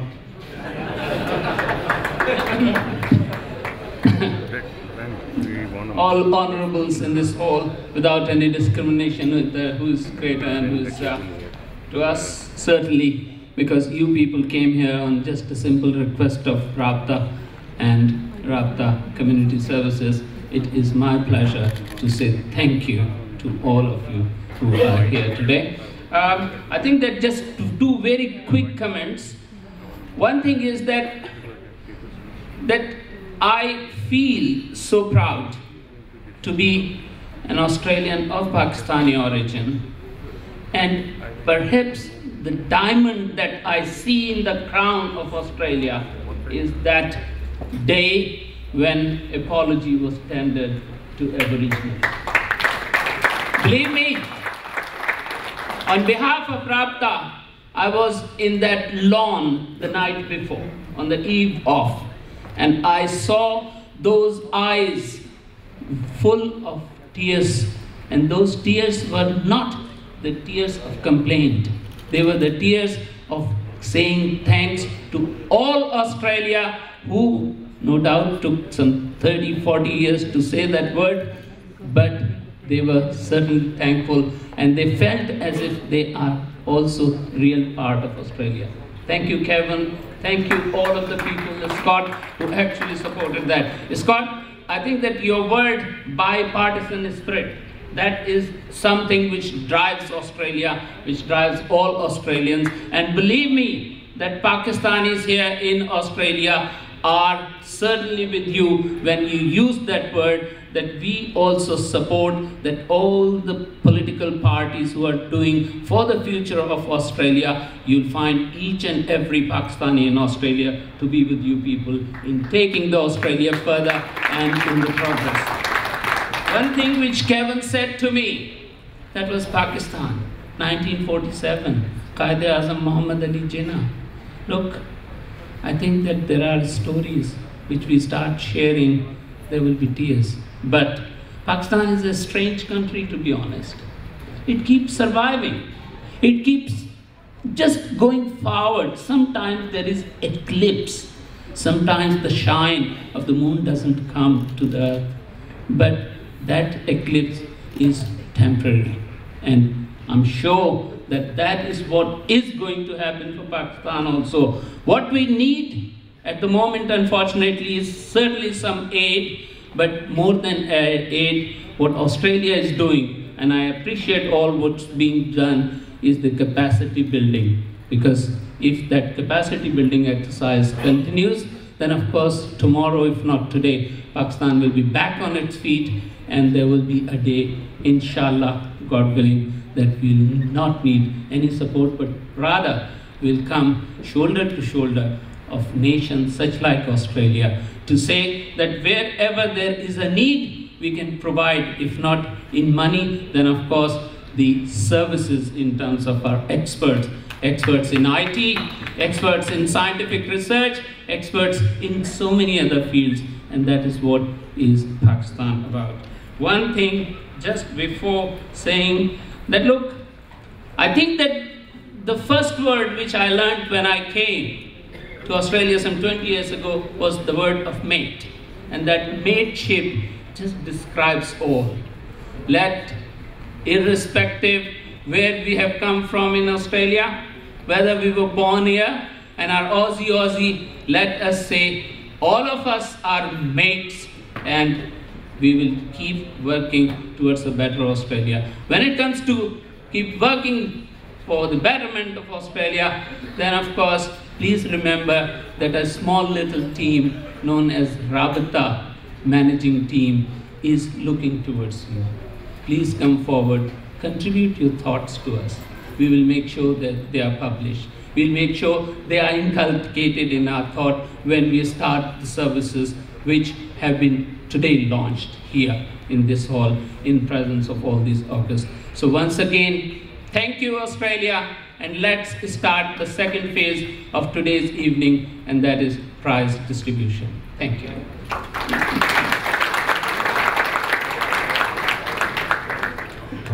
Thank you very much, Mr. President. I won't delay anything because then these people won't call me mate as well, as you said it. And now we start the next item quickly, and the last item of eating very quickly. Yeah, and the chairperson is telling me be quick, and as you know, the hammer always falls the weaker person. A lot of effort to tell what these people have done, but I have been asked to slash everything, so I'll be only taking names, and their contribution will be told next year.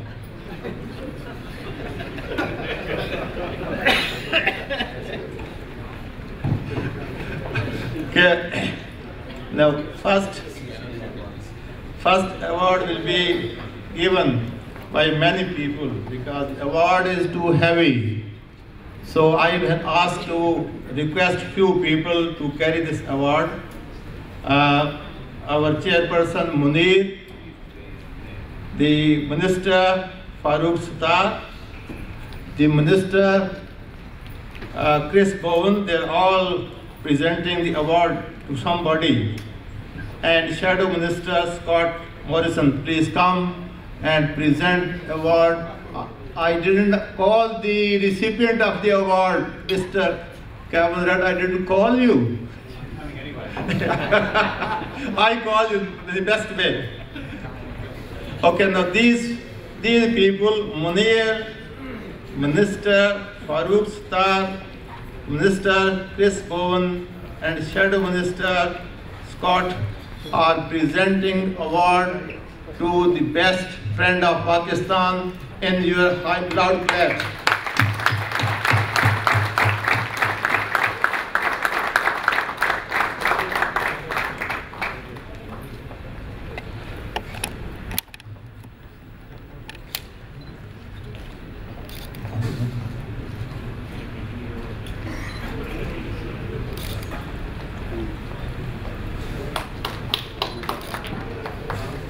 Thank you.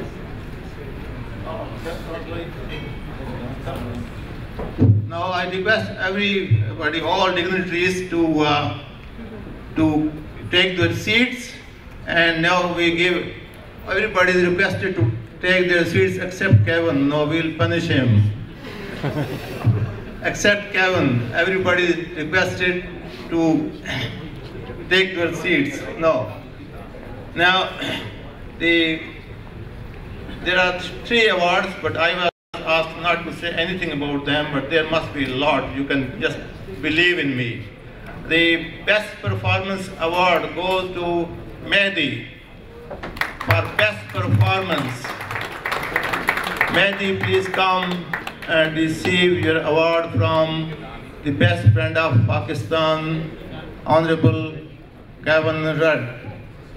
Clapping, please. Thank you very much. Thank you.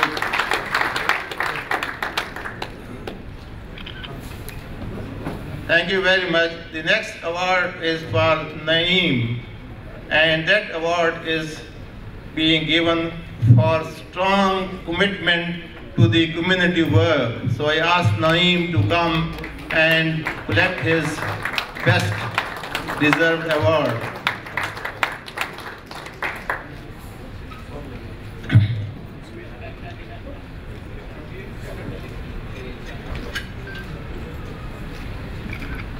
The next award goes to Varnu for best artist, being best artist competency award, and he has taught 1,000 Australian enterprising youth. So Varnu is requested to come and his well-deserved award, please.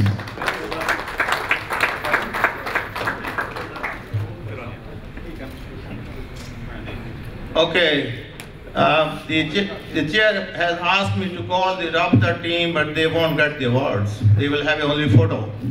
Please come, the Rabitah team. Because we...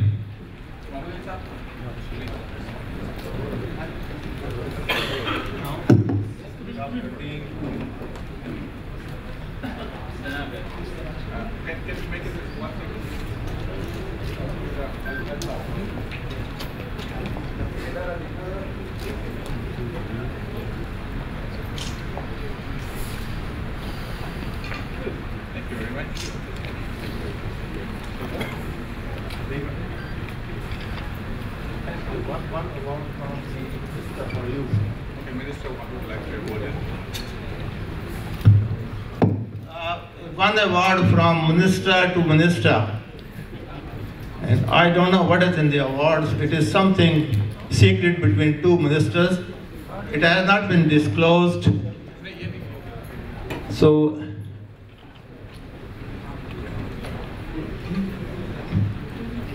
Dr. Farooq Sattar will give 2 awards to ministers. one to Honorable Chris Bowen.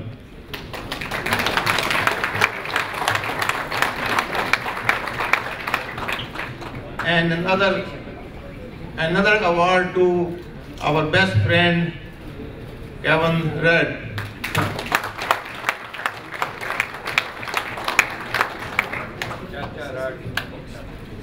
Thank you very much, Chacha Red.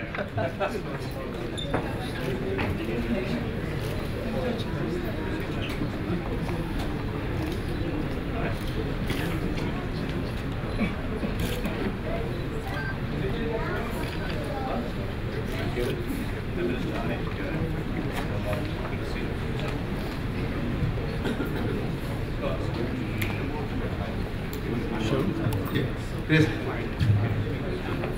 it will be very short. Now next,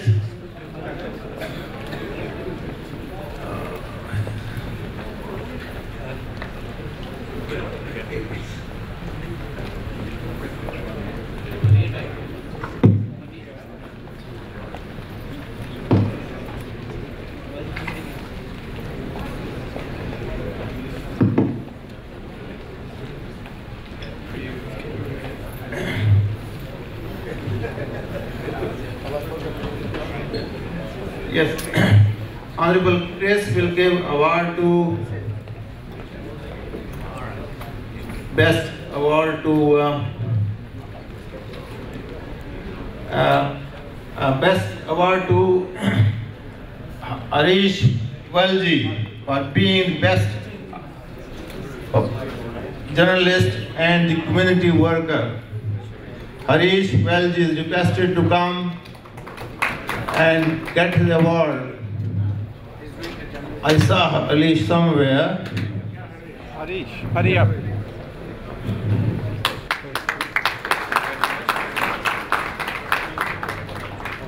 Another award from Honorable Chris Bowen to Dr. Farooq Sattar, please. Please come, Dr. Farooq Sattar, and have your well-deserved award.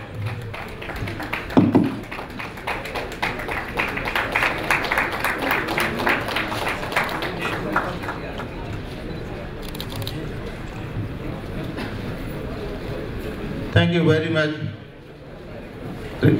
Thank you very much, sir. Now, Dr. Farooq Sattar will give award to Kafil Khan for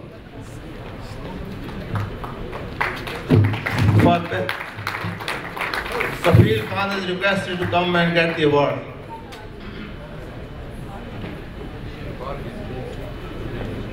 Start, sir. Yes, sorry. First, Honorable Chris Bowen is requested to come and get the award.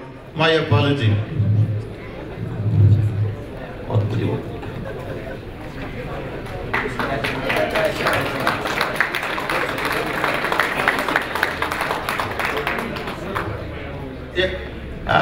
Kafil is here to get his well-deserved award. Kafil Khan. From me? Yeah, from you, sir. And another special award to our best friend Ed Husick.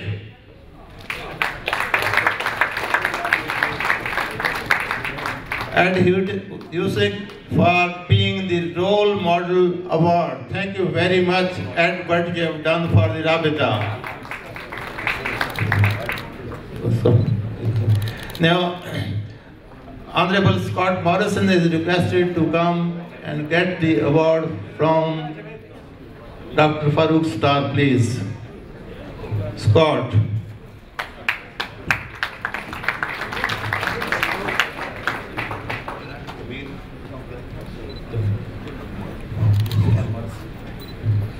Yeah.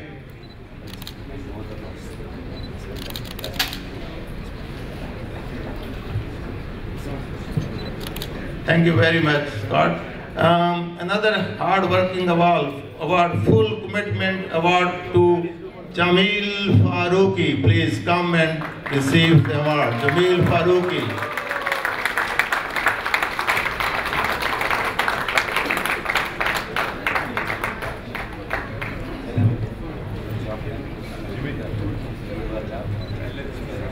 Now, Scott is requested to give award before he leaves. I can see him leaving. Please come and give last 2 awards, please. Scott Morrison. First award goes to Dr. Akram. Dr. Akram Hassan, if he is here, please walk briskly to Honorable Scott Morrison. Dr. Akram Hassan. Dr. Hassan is coming.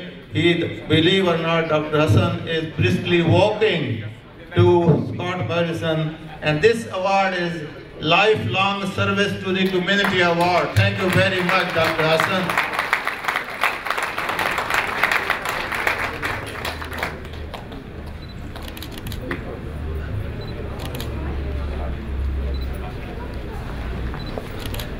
Thank you. Last but not the least goes to Alia Bakht Noor.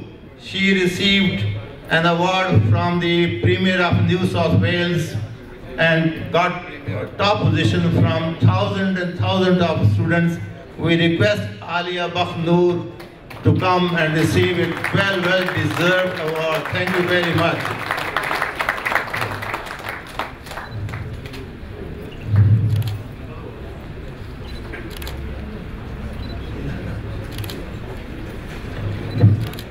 Thank you very much, Mr. Morrison. Now the last thing is to eat, and people who Rabitah team, please come, not for eating first, but for something else. Munir, what do you want? Munir, what do you want?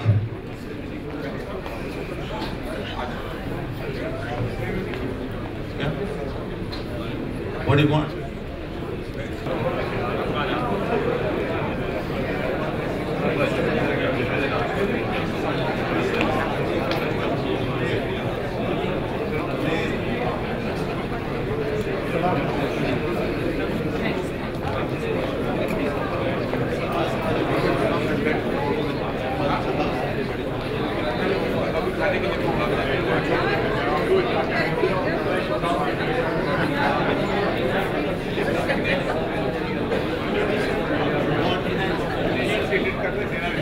Please be seated, and the condition of getting the dinner is that if you are seated, you will be asked to stand up and go for the dinner. Those who are standing will get the dinner at the end.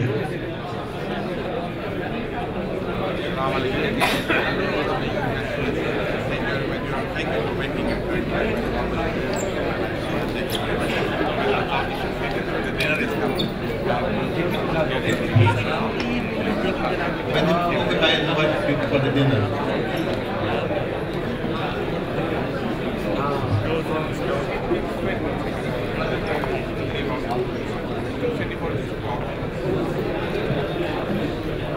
Oh, then everybody can have a photo.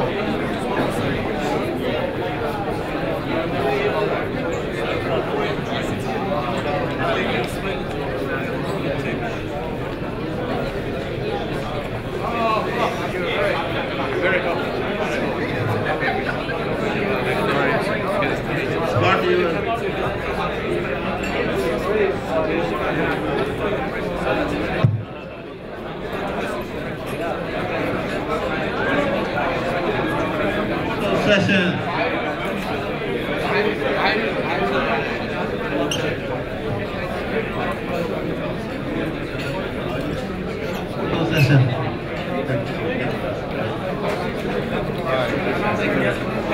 Photo session, the eating session will start.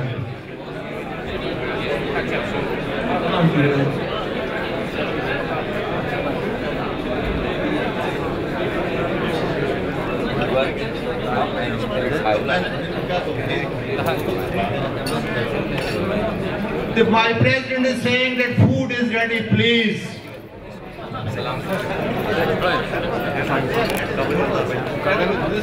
Please start food in line. Thank you very much.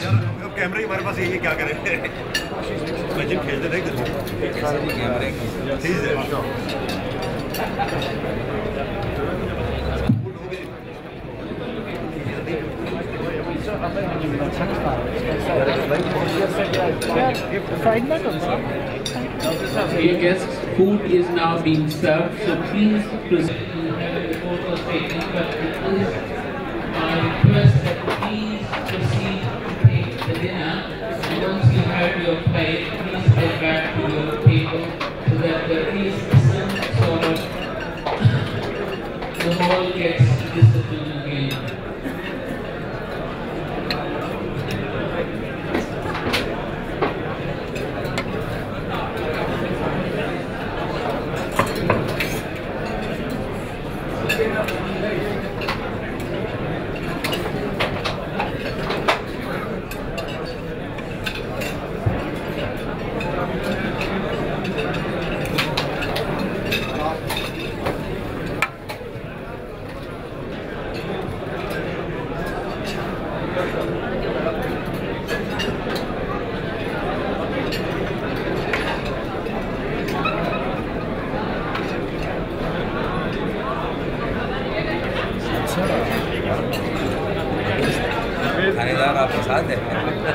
Farooq भाई और sorry एक अफरोज भाई उधर जाएगा पीछे आएगा please.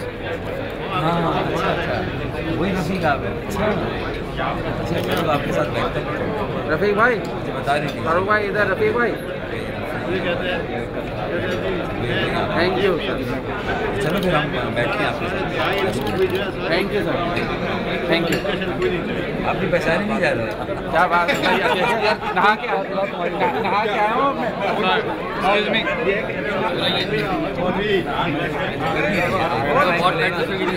Right भाई side balance मारिए इलियास इलियास भाई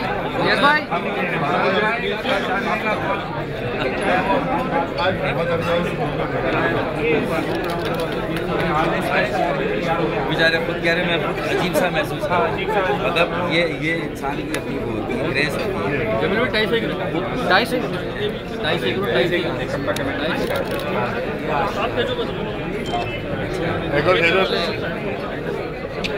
My name is Bowen.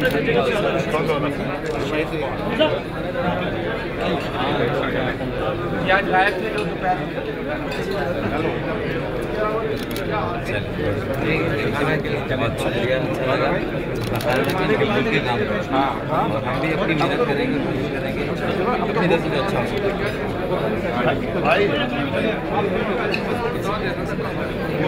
Excuse me या सामने से भाई को मारो है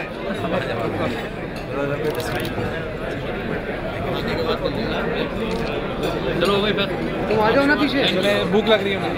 अच्छा बना रहे हो मिलेंगे फोटो आपकी हो गई मूवी है मेरी होगी ना काफी है ना बस तुमको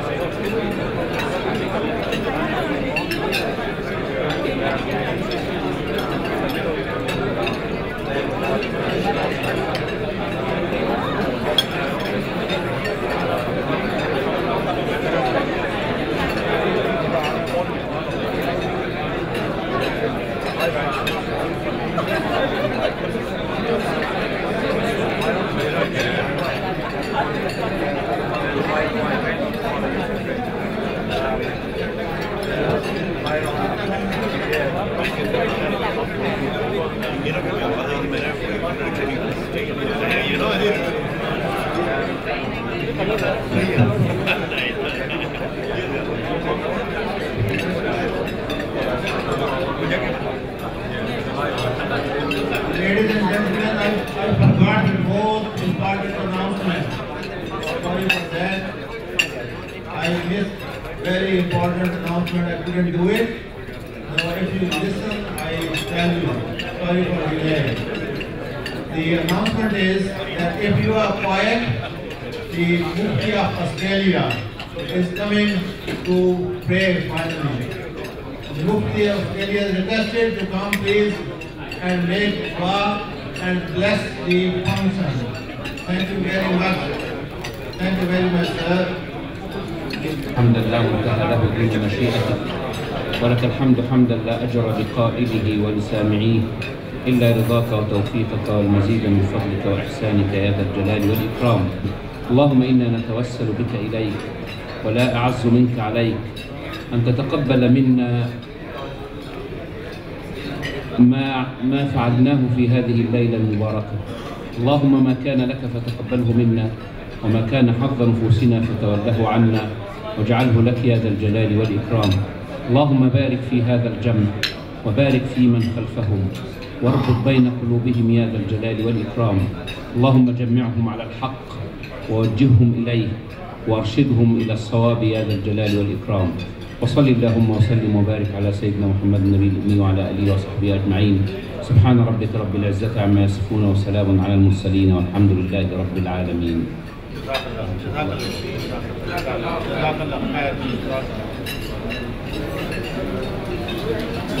Thank you very much. So kind of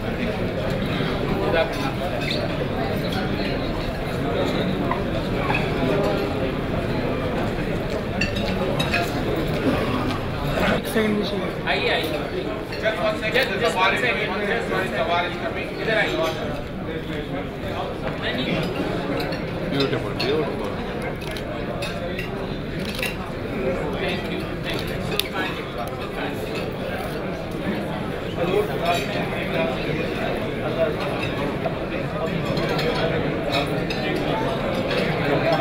Is this Sony? What model? It's EX1. EX1. How much?